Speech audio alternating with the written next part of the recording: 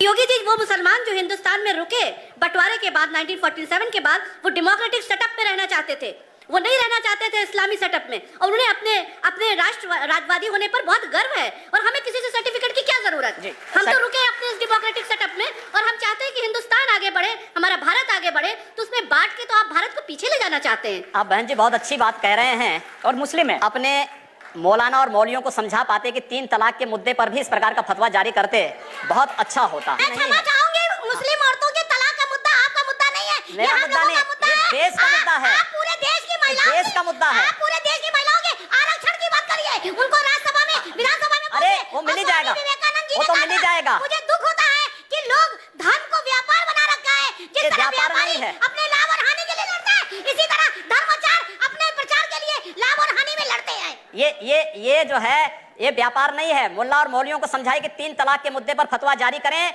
और एक बड़ी मुस्लिम आबादी को न्याय दें। आप इस तरह के इश्यूज ना उठाइए मेहरबानी से।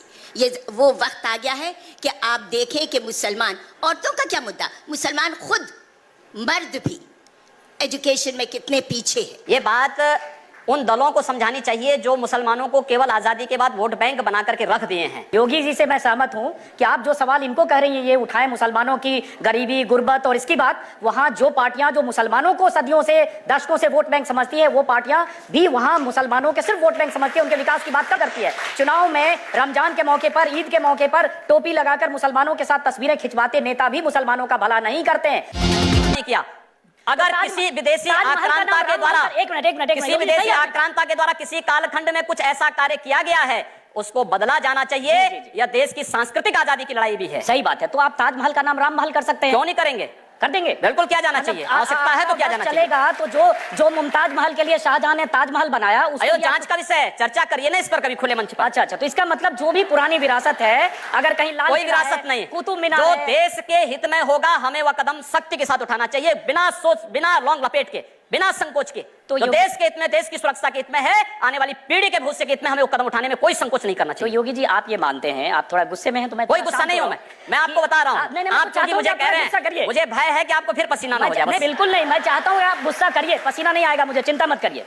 मैं ये कह रहा हूं कि इसका मतलब हुआ कि आप देश के हित में मतलब मानते हैं, जो 20-22% मुस्लिम आबादी है वो देश हित के खिलाफ है, उनको हाशिए पर रखकर आप अपना देश, अपनी दुनिया। आप कभी गोरखपुर आएंगे ना, वहां मुसलमान जब पीड़ित होता है तो वह कहीं और नहीं जाता, वो मेरे पास ही आता है, कहता साहब देखो फलाना गुंडा उसके पास मुझे परेशान कर रहा है।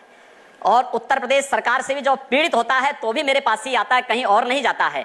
अकेले सांसद हूं जो 2, 3, 4 घंटे पब्लिक के लिए खुले उसमें बैठता हूं, कोई सुरक्षा नहीं, कोई तामझाम नहीं, कोई भी आए अपनी बात कहें, और फिर अगर बातचीत से मानेंगे ठीक, नहीं तो आंदोलन का रास्ता वहां तय होता है। हर एक व्यक्ति की सुरक्षा और हर एक व्यक्ति का विकास आपको देखना गोरखपुर में जाकर के देखिए। एक बार इसको ये बोलेंगे, हर एक व्यक्ति मतलब हिंदू हो या मुसलमान, क्या बात कर रहे हैं? जो भारत का नागरिक है, जो भारत का नागरिक है वो हमारा नागरिक है, उसमें जाति मत और पंथ कहां की बात आती है? जब अरे मैं सनातन हिंदू धर्म का उपासक हूं, बदलना चाहते हैं, सनातन हिंदू धर्म का उपासक हूं, सर्वे भवन्तु सुखिनः सर्वे सन्तु निरामया की बात करता हूं।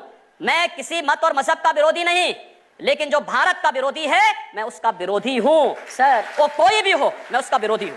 योगी जी ठीक है, तालियां बजाइए आप लोग। योगी जी, उर्दू बाजार को हिंदी बाजार बताना या बदलवा देना, उर्दू हमारी पहचान हिंदी से है या उर्दू से? मैं आपसे पूछना चाहता हूं, आप फिर मुझसे उर्दू में ही पूछिए। मेरी भाषा हिंदी है, मैं उर्दू नहीं जानता हूं। तो फिर वहां के लोग भी हिंदी जानते हैं, मैं हम हिंदी के नाम पर क्यों ना नाम रखें? सर सवाल तो मैं पूछ रहा हूं, जवाब आप देंगे। जिस दिन मैं आपकी तरह यहां आ जाऊंगा चुनाव लड़ने तो आप मुझसे पूछ लीजिएगा, आज मेरा दिन है।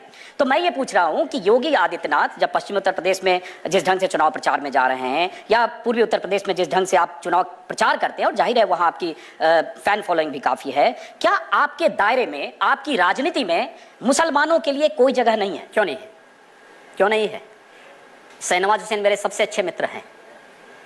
अब डॉक्टर एपीजे अब्दुल कलाम को जब माननीय अटल बिहारी वाजपेयी जी ने राष्ट्रपति के लिए खड़ा किया था, सबसे पहला सांसद था जिन्होंने समर्थन किया था। भारत का मुसलमान डॉक्टर एपीजे अब्दुल कलाम बने, शाहनवाज हुसैन जैसा बने, पहला व्यक्ति रहूंगा जो समर्थन करेगा।